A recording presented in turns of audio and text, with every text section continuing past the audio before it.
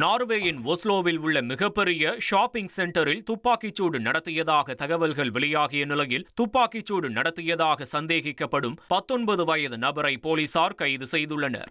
துப்பாக்கிச்சூடு நடத்துவதற்கு முன்பாக அந்த நபர் போலீசாரை தொடர்பு கொண்டதாகவும் துப்பாக்கிச்சூட்டில் யாரும் காயமடையவில்லை என்றும் காவல்துறை தரப்பில் தெரிவிக்கப்பட்டுள்ளது.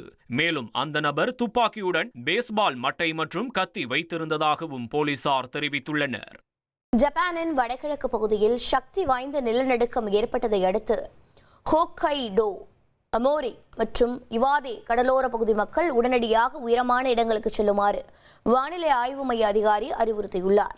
வரும் நாட்களில் மக்கள் மிகுந்த எச்சரிக்கையுடன் இருக்க வேண்டும் என்றும் அந்நாட்டு அதிகாரிகள் வலியுறுத்தியுள்ளனர்.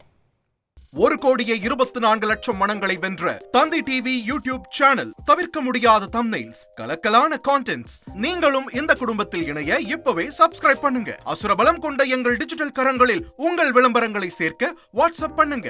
8939888378. Email advtthanditv@dttv.in.